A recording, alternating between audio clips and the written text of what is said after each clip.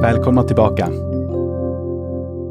Before we dive deeper into Rudbeck's interpretation of the Atlantis myth, we need to pause and look at something crucial. His method. For those of you who are new here, Olof Rudbeck wrote 4 books in the late 1600s, claiming Atlantis was in Scandinavia. This channel is dedicated to understanding where he came from. This part of the series, split into 3 sections, will introduce and defend a proposed way of reading his work, what I'll call a heuristic. Now, some might recoil at the idea of linking Rudbeck's speculative project with the language of modern scientific method. I hope to be able to persuade you of their surprising similarities. Let's take a moment to define what a heuristic actually is. According to the Oxford Dictionary of Philosophy, a process such as trial and error for solving a problem for which no algorithm exists. The Cambridge of Dictionary of Philosophy adds, heuristics are generally reliable but fallible, simplifying devices to facilitate the search. In other words, there are no hard and fast rules. The point of a heuristic is that it isn't a rigid system. It's a flexible working tool. Something you use when certainty is unavailable, but you still want to make progress. I've chosen to call Rudbeck's heuristic historical intertextualism. It is neither a new idea nor groundbreaking discovery, but merely a modern lens applied to an old, discarded historiography. It's the practice of interpreting ancient texts by systematically comparing them to find recurring narrative structures and shared motifs that might reflect real-world reference. Why do we need that term?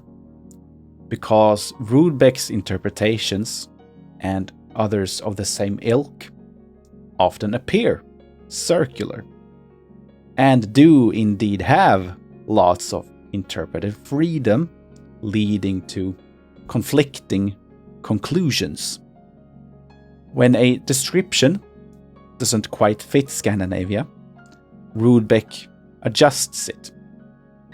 The city wall around Atlantis becomes a mountain. The canals become rivers and archipelagos. The flood is symbolic, representing an army or fleet that isolated the area from the rest of the world. But the mud is literal because the Scandinavian sea is muddy. So the question is this logically circular or hermeneutically so? And that distinction matters not just for reading Rudbeck fairly, but for understanding any complex text or theory. Because, as hermeneutic teaches us, interpretation is always circular. We understand the parts through the whole, and the whole through the parts, even in theory building. It is not a flaw, it's how meaning actually works. In Rudbeck's case, that whole is what I call his intertextual geography. And he himself called it the groundwork of his logical structure, which focuses on geography following this heuristic. This whole gives meaning to the particulars, the names, the places, the gods, etc., especially their etymology. Rudbeck called them ornaments, which, although contingent on the whole, are comparatively much more arbitrary, even subject to taste, why Rudbeck called them ornaments. By this logic, one can argue that Rudbeck intuitively understood the basic principles of the hermeneutic circle, just in different terms. The whole is his groundwork, and the particulars are his ornaments.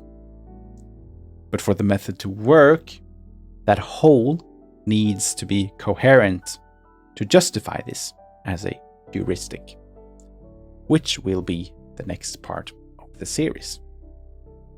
Now, seeing his theory from this perspective, does that validate the theory? Not on its own. It would merely demonstrate a stronger inner logic than previously assumed. Deeming the validity is not a simple question, and that's exactly why we need to bring in the philosophy of science. As Kuhn argued, paradigm shifts aren't settled by pure logic.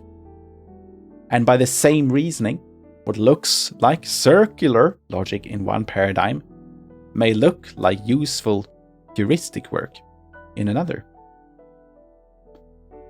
As I said, this part of the series will unfold in 3 steps. First, this episode, an introduction to the idea of a heuristic and why it matters.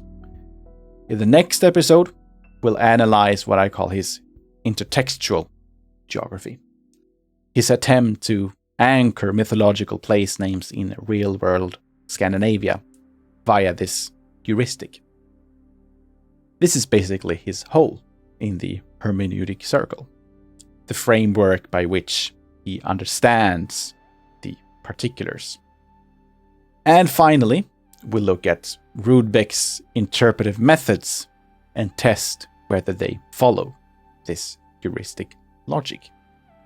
To be clear, reframing his method as a heuristic doesn't automatically validate it, of course. Heuristics are loose by nature. It's easy for them to slip into whimsical speculation. For instance, couldn't one pick any region, say India or the Americas, and by selectively and creatively interpreting passages come to conclusions of equal merit instead of Scandinavia? Isn't Rudbeck's method just confirmation bias dressed up as scholarship? It's a fair question, because if your conclusion determines what you take as literal or allegorical in texts, then yes, that is circular reasoning. And this is where Rudbeck began. The question is if he was able to strengthen the structure by developing what we today would call a heuristic. On top of that, he explicitly called for such comparative work to be done, convinced that historical intertextual geography would yield very unequal results, Scandinavia uniquely favored. This is one comparative analysis Rudbeck himself proposes, but we can go further. Another approach would be to examine the interpretive heuristics used for countries whose locations we already know.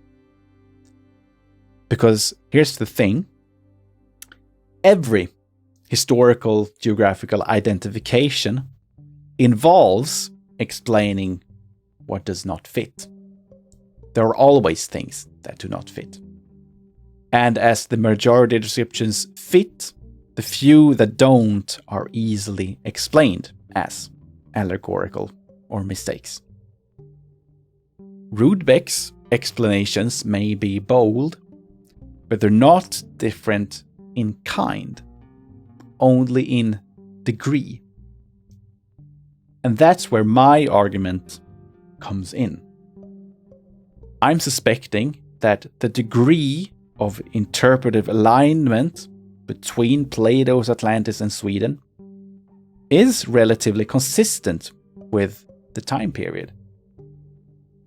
And that opens up a fascinating opportunity. Imagine a comparative study. Tally the interpretive layers used to connect texts to places. Sweden, Egypt, Greece, Rome. Across different eras, further and further back in time. You would expect the further back you go, the thicker the interpretive layering. The most distant should have the most. A kind of sedimented ambiguity. Atlantis would by logic sit at the far end of that scale. That, I think, would be a meaningful step towards empirical validation of this heuristic. There's also a danger in going too far the other way, treating ancient texts in an absolutist sense, as either entirely literal or fictional. That's easier, sure, but it's also anachronistic. Ancient texts didn't follow modern genre rules. They mixed myth, history, poetry, and cosmology freely. Dismissing Rudbeck's interpretations as too fluid misunderstands the fluidity of the texts themselves. And so we arrive at the real challenge. If interpretive fluidity here is unavoidable, can we at least find rules? Not rigid ones, but guiding principles that help us avoid pure arbitrariness. Something that lets us navigate between the literal and the metaphorical without just seeing what we want to see. If we could apply those principles across all proposed Atlantis theories, not just Rudbeck's, we might even be able to test them. We might edge closer to falsifiability. And that brings us back to historical intertextualism, the practice of interpreting ancient texts by systematically comparing them to find recurring narrative structures and shared motifs that might reflect real-world reference. This, I argue, is Rudbeck's heuristic, his method.